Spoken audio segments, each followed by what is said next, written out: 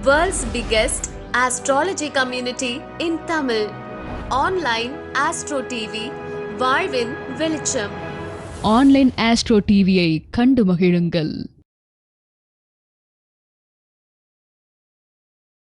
Online astro TV நேயர்கள் அனைவருக்கும் அன்பான வணக்கங்கள். இன்று நம்மளுடைய அரங்கத்திற்கு வருகை தந்திருக்கும் சஷ்டி குழும நிறுவனர் மற்றும் தலைவர் திரு வல்லரசு தினேஷ்ராஜ் ஐயா அவர்களை அன்புடன் வரவேற்கிறோம். வணக்கங்க ஐயா. வணக்கம் சார். சார் நிறையா கிளாஸஸ் எடுத்துகிட்ருக்கார். ஒரு எக்ஸ்பீரியன்ஸில் வருடம் முழுக்க திருப்பி ஒரு வகுப்பு எடுத்தாலும் அதை அப்கிரேட் வெர்ஷனாக அப்படிங்கிற மாதிரி பார்த்திங்கன்னா ஒரு நுணுக்கங்கள் நிறையா அதை இம்ப்ளிமெண்ட் பண்ணி நமக்கு கொடுத்துட்ருக்கிறாரு. அந்த விஷயங்களை எல்லோரும் ஒரு சாதாரணமாக நினைக்கக்கூடிய ஒரு விஷயமா இருக்கிறது பார்த்திங்கன்னா ஒரு பெரிய ஒரு தாக்கத்தை கொடுக்கக்கூடியது பார்த்திங்கன்னா வக்ர கிரகங்கள். ஸோ நம்ம ஜாதகத்தில் ஒரு கிரகம் எப்படி வக்ரமாக இருந்துச்சுன்னா அது எப்படி பலன்களை தரும், எந்த வகையில் நம்ம கொஞ்சம் கேர்ஃபுல்லாக இருக்கணும், எது விஷயம் நல்லதும் கொடுக்கும், இது எப்படி கொடுக்கும், இதெல்லாம் நமக்காக தெளிவாக சொல்கிறதுக்கு வந்திருக்கிறாரு. வாங்க அவர்கிட்ட கேட்டு தெரிஞ்சுக்கலாம். ஐயா வணக்கங்க. ஐயா வணக்கம் சார். சார், இந்த வக்ர கிரகங்கள் அப்படிங்கிறதுனாவே எங்களுக்கு ஒரு ஃபியர்னஸ் தான். எல்லாத்துக்கும் பார்த்திங்கன்னா எப்படியா இருந்தாலும் ஒரு பயம் வந்துடுது. இந்த கிரகம் வக்ரம் ஆயிடுச்சு அப்படிங்கிறது பார்க்கும்போதே தெரிஞ்சிருது. ஸோ இந்த வக்ரம் அப்படிங்கிறது நல்லதும் செய்யுங்களா கெட்டதும் செய்யுங்களா, என்னுடைய தன்மை என்ன, இதை பற்றி கொஞ்சம் சொல்லுங்க. பொதுவாக இந்த வக்ர கிரகம் அப்படிங்கிறதுக்கான சயின்டிஃபிக் எக்ஸ்ப்ளனேஷன் அப்படின்னு பார்க்கும்போது வான்வெளி மண்டலத்தில் கிரகங்கள் எல்லாம் நீள்வட்ட பாதையில் சுற்றிட்டு இருக்குன்னு நம்ம எல்லாருக்குமே தெரியும். அப்படி பயணம் பண்ணக்கூடிய கிரகங்களில் சூரியன் சந்திரனை தவிர ராகுகேதுவை தவிர மீதி இருக்கக்கூடிய பஞ்ச கோள்களும் வக்ரம் அப்படிங்கிற ஒரு நிலையை அடையும். வக்ரம் அப்படின்னா தன்னுடைய பயணத்தில் ஏற்படக்கூடிய ஒரு தடை அப்படின்னு சொல்லலாம். அது என்ன சொல்கிறாங்கன்னா, அந்த கிரகங்கள் வக்ரம் அடையக்கூடிய கிரகம் அதோடைய பயணத்தில் பின்னோக்கி நகர்வதை போல ஒரு பிம்பத்தை உருவாக்குவது தான் வக்ரம்னு சொல்கிறோம். பின்னோக்கி நகர்வதுனா பின்னாடி அப்படியே ரிவர்ஸில் வராது, பின்னோக்கி நகர்வதை போல் ஒரு பிம்பத்தை தான் உருவாக்குது. அதுக்கு பிறகு தான் வக்ரம்னு சொல்கிறோம். அப்போ அது நம்ம ஜாதக கட்டத்தில் எப்படி பலன்களாக கொடுக்குதுன்னா, வக்ர கிரகங்கள் தன்னுடைய காரகத்துவத்தை கொடுக்க விடாமல் ஒரு தடை கொடுக்கும், ஒரு தாமதத்தை கொடுக்கும். அதே மாதிரி ரெகுலராக நடந்துட்டு இருக்கிற ப்ராசஸை அப்படியே பிளாக் பண்ணி நிறுத்தி வச்சிரும்னு அர்த்தம். இந்த மாதிரி தான் ஒரு அமைப்பை கொடுக்குது. இதுதான் ஒரு காமனான ஒரு பலன், காமனான ஒரு விளக்கம்னு சொல்லலாம். அதே சமயத்தில் சில நேரங்களில் சில பேருடைய ஜாதகத்தில் விதிவிலக்காக வக்ரம் அடைந்த கிரகம் தான் மிகப்பெரிய ராஜயோகத்தையும் கொடுக்குது, அவங்களோட பிரச்சனைகளை தீக்குது. அவங்களுக்கு ஏதாவது ப்ராப்ளம் தடைகள் இருந்தால் தடைகளாக உடைச்செறிஞ்சு அவங்க நல்ல விஷயங்களை பண்ணுது. இது எல்லாமே ஒவ்வொருத்தரோட தனிப்பட்ட ஜாதகத்துக்கு ஏற்ற மாதிரி, தனிப்பட்ட லக்னத்துக்கு ஏற்ற மாதிரி நம்ம இந்த விஷயங்களை பார்த்தோம்னா தெளிவாக தெரிஞ்சுக்க முடியும். சார், இப்போ இந்த வக்ரம் அப்படிங்கிறது எந்தெந்த கிரகங்கள் வக்ரம் ஆகும்? ஸோ ஒவ்வொரு ஏதாவது சரஸ்திர உபய லக்னங்களுக்கு எந்த கிரகம் வக்ரமானால் கொஞ்சம் ஒரு மோசமான பாதிப்பு கொடுக்குதுங்கய்யா? ஏதாவது ஒரு உதாரணம் சொன்னீங்கன்னா. பொதுவாக பார்த்திங்கன்னா நான் ஏற்கனவே சொன்ன மாதிரி பஞ்சகோள்கள்னு சொல்லக்கூடிய செவ்வாய், புதன், குரு, சுக்கிரன், சனி, இந்த 5 கோள்கள் தான் வக்ரம் அடையும். மீதி விஷயங்கள் வக்ரம் அடையாது. பொதுவாக நீங்கள் என்ன தெரிஞ்சுக்கணும் அப்படின்னா, ஒவ்வொரு லக்னத்தில் பிறந்தவர்களும் உங்கள் லக்னத்திற்கு நல்லதை செய்யக்கூடிய முழு சுபர் யாருன்னு தெரிஞ்சுக்கணும். ஃபார் எக்ஸாம்பிள், இப்போ விருச்சக லக்னக்காரங்களுக்கு முழு சுபர்னு பார்த்தீங்கன்னா குரு ஒருவர். ஸோ குரு 2, 5 கூடியவனாக வராரு. ஸோ அப்போ அந்த 2, 5 கூடியவன் குரு ஒரு ஜாதகத்தில் வக்ரம் அடைந்தால் அப்போ என்ன ஆகும்? விருச்சக லக்னக்காரங்களுக்கு அது சரியான அமைப்பு கிடையாது.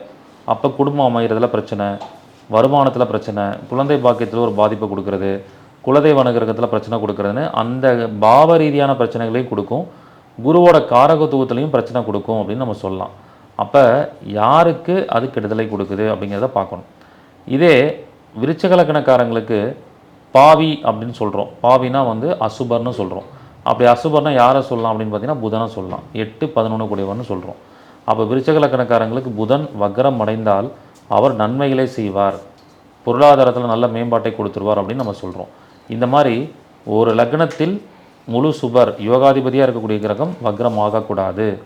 அதே ஒரு லக்னத்திற்கு கெடுதலை செய்யக்கூடிய ஒரு கிரகம், பாவியாக வரக்கூடிய கிரகம், அசுபராக வரக்கூடிய கிரகம் வக்ரம் ஆகணும். அப்போ தான் அவர் நல்லதை செய்வார். ஏன்னா மைனஸான கிரகம் மைனஸ் ஆகிறனால மைனஸ் இன்ட்டு மைனஸ் ப்ளஸ் அப்படின்னு எடுத்துக்கலாம். இப்படி ஒவ்வொரு லக்னத்திற்கும் எந்த கிரகம் வக்ரம் ஆகணும், எந்த கிரகம் வக்ரம் ஆகக்கூடாதுங்கிறத நம்ம தெளிவாக தெரிஞ்சுக்க முடியும். இப்போ சிறப்புங்க. அப்போ பொதுவாக நம்ம புதன் சரியில்லை, குரு வக்ரம் ஆகிட்டாரு அப்படிங்கிறத பார்த்து பயப்படாமல் நம்மளுடைய சுய ஜாதகத்துக்கு என்ன ஆதிபத்தியம், அவர் சுபரா அசுபரா, அவர் பாதகாதிபதியா மாரகாதிபதியா, அந்த மாதிரி அவங்க வக்ரமானால் அந்த விஷயத்தை தரமாட்டாங்கன்னு சொல்கிறீங்க. அப்போ எல்லோரும் அவங்களுடைய சுய ஜாதகத்தை இதில் வச்சு பார்க்கும்போது தான் ஒரு கிளாரிட்டி வந்து கிடைக்கும். பொதுவாக பார்த்துட்டு அந்த பொதுவான பலன்களை சொல்லி நம்ம வந்து ஏமாந்துடக்கூடாதுன்னு நீங்கள் தெளிவாக இன்றைக்கி தான் எங்களுக்கு சொல்லி கொடுத்துருக்கீங்க. ரொம்ப சிறப்பான வழக்கீங்க.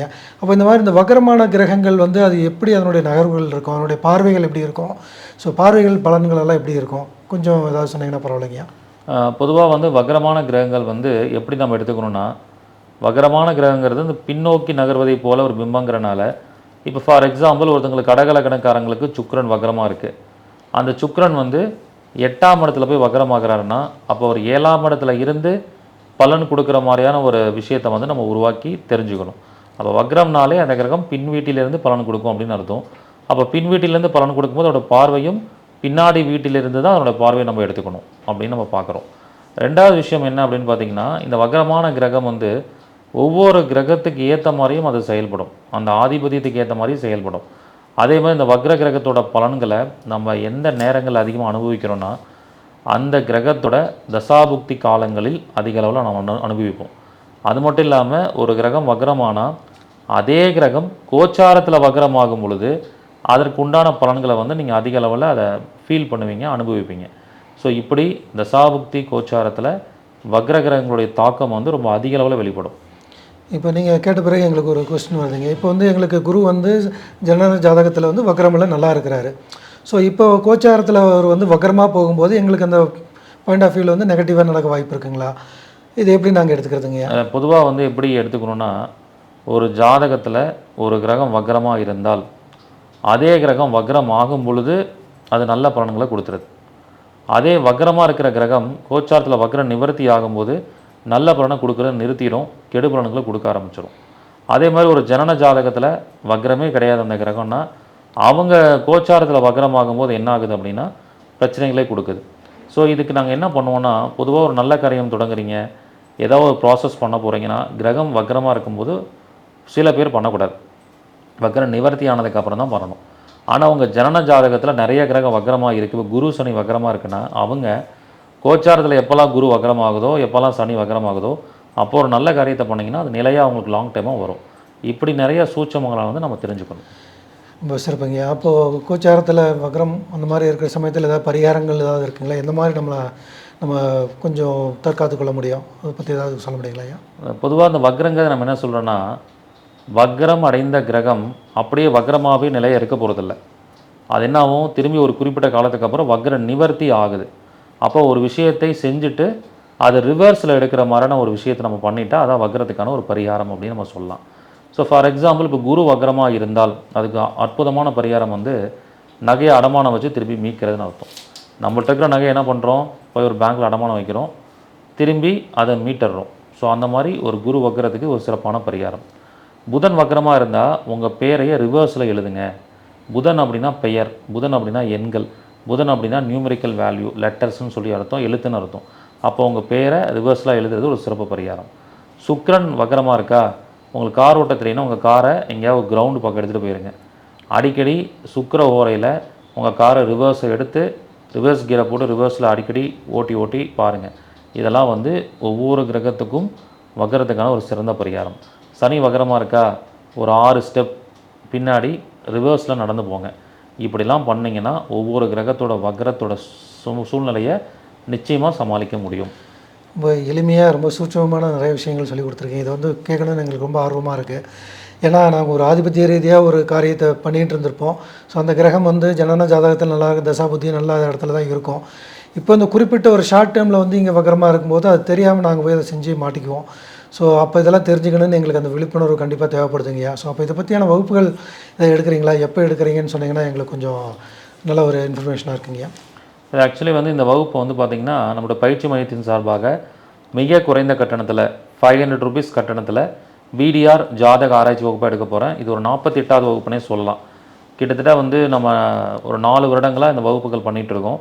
ஸோ 48வது வகுப்பாக இந்த ஆகஸ்ட் மாதத்தில் இந்த வகுப்பு வந்து 15ஆம் தேதி இந்த வகுப்பு எடுக்க போகிறேன். 15/8/2026 சனிக்கிழமை அன்று காலை 10 மணிலேருந்து 1 மணி வரைக்கும் இந்த வகுப்பு நடைபெற போகுது.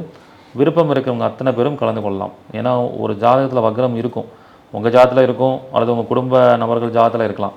அப்படி வக்ர கிரகங்கள் யாருக்கெல்லாம் ஜாதத்தில் இருக்கோ அவர்கள்லாம் இந்த கான்செப்டை புரிஞ்சுக்கலாம், ஈஸியாக படித்து அதுக்கான பரிகாரங்களை பண்ணிக்கலாம்.